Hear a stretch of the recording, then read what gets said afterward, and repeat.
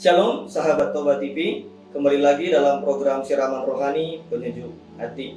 Hari ini dengan topik percaya dan mengampuni.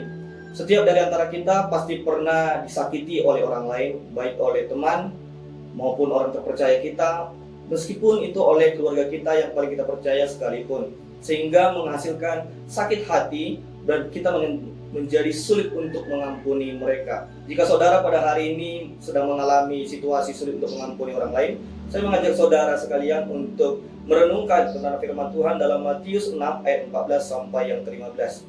Saya bacakan untuk kita semuanya. Karena jikalau kamu mengampuni kesalahan orang, Bapamu yang di sorga akan mengampuni kamu juga. Tetapi jikalau kamu tidak mengampuni orang, Bapamu juga tidak akan mengampuni kesalahanmu. Saudara, Matius 6 ayat 14 sampai 15 merupakan bagian dari dua Bapa kami yang diajarkan langsung oleh Tuhan Yesus.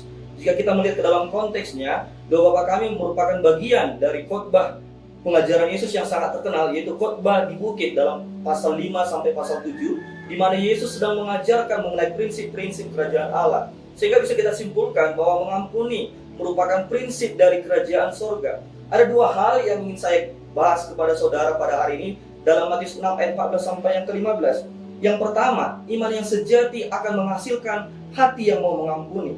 Dalam ayat 14 dikatakan Yesus berkata bahwa mereka yang mengampuni akan menerima pengampunan dari Bapa di sorga. Hal ini bisa kita lihat bahwa ada keterkaitan antara kita mengampuni orang lain dengan pengampunan yang kita terima daripada Bapa. Tetapi kita perlu hati-hati dan waspada, karena pada dasarnya mengampuni bukanlah syarat untuk diselamatkan, tetapi adalah orang yang telah diselamatkan oleh Tuhan akan menghasilkan hati yang rela untuk mengampuni. Mengampuni adalah refleksi daripada anugerah Allah. Seseorang yang sungguh-sungguh percaya kepada Kristus dan telah mengalami kedalaman kasih karunia Allah akan menghasilkan hati yang sungguh-sungguh mau mengampuni seperti Tuhan telah mengampuni dirinya.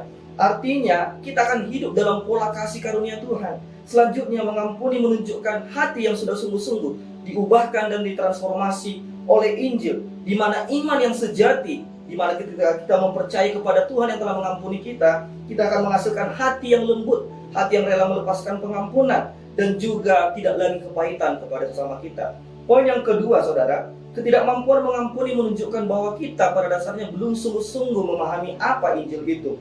Dalam ayat 5, Yesus secara tegas mengatakan bahwa orang yang tidak mengampuni orang lain, kesalahannya juga tidak akan diampuni oleh Bapa di sorga.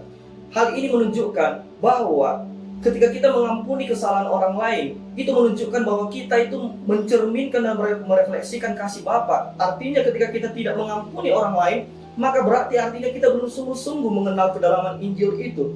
Jika kita tidak mengampuni orang, saya bisa simpulkan sebenarnya bahwa kita belum benar-benar memahami apa itu Injil. Pengampunan yang kita berikan kepada orang lain merupakan cerminan dari seberapa dalam kita memahami kasih karunia yang telah kita terima dari Tuhan. Saudara, hari ini saya mau menegaskan kepada kita, mengampuni memang adalah tugas yang tidak mudah. Mengampuni kadang sulit bagi kita, apalagi ketika kita sedang disakiti oleh orang-orang yang sangat kita percaya. Tapi kabar baiknya untuk kita semuanya pada hari ini adalah bahwa kita tidak sendirian untuk mengampuni orang lain.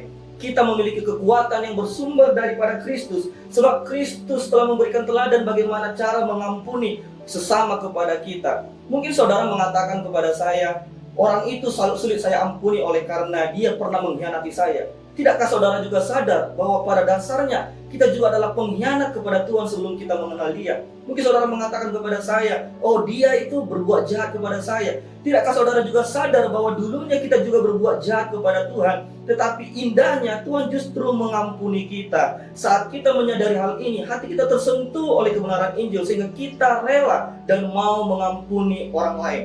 Jika saudara sulit untuk mengampuni orang lain, saya mengajak saudara untuk memandang kepada salib Kristus. Sebab di sana, di salib itu, Kristus yang adalah sang kebenaran sejati justru dipersalahkan. Kristus yang adalah sang kudus justru dinyatakan sebagai orang yang berdosa. Kristus yang adalah sang hakim yang sejati, yang berhak untuk menghakimi setiap orang yang berdosa, justru dia dihakimi dan dihukum. Untuk apa? Supaya setiap kita yang berdosa, supaya setiap kita yang berkhianat kepadanya justru menerima pengampunan dari Tuhan, justru menerima penerimaan dari Tuhan. Karena itu, jika kita memahami sungguh-sungguh kebenaran ini, harusnya hati kita akan tersentuh dan kita akan dimampukan untuk mengampuni. Mari Sahabat Toba TV, saya ajak kita berdoa bersama.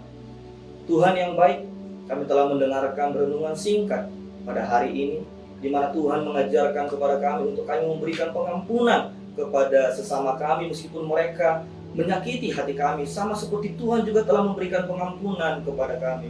Kami tahu Tuhan bahwa mengampuni bukanlah perkara yang mudah, tapi kami tahu kami menerima kekuatan yang bersumber daripada Kristus. Kami dikuatkan dan kami telah ditransformasi lewat Yesus Kristus yang telah mengorbankan dirinya di atas kayu salib, sehingga kami akhirnya mampu untuk mengampuni orang-orang yang bersalah kepada kami. Tuhan, jangan lepaskan kami, jangan biarkan kami berjalan menghadapi semuanya ini sendirian, tapi biarlah Tuhan yang memberikan kekuatan senantiasa bagi setiap kami yang saat ini sedang sulit mengampuni. Di dalam nama Tuhan Yesus Kristus kami berdoa.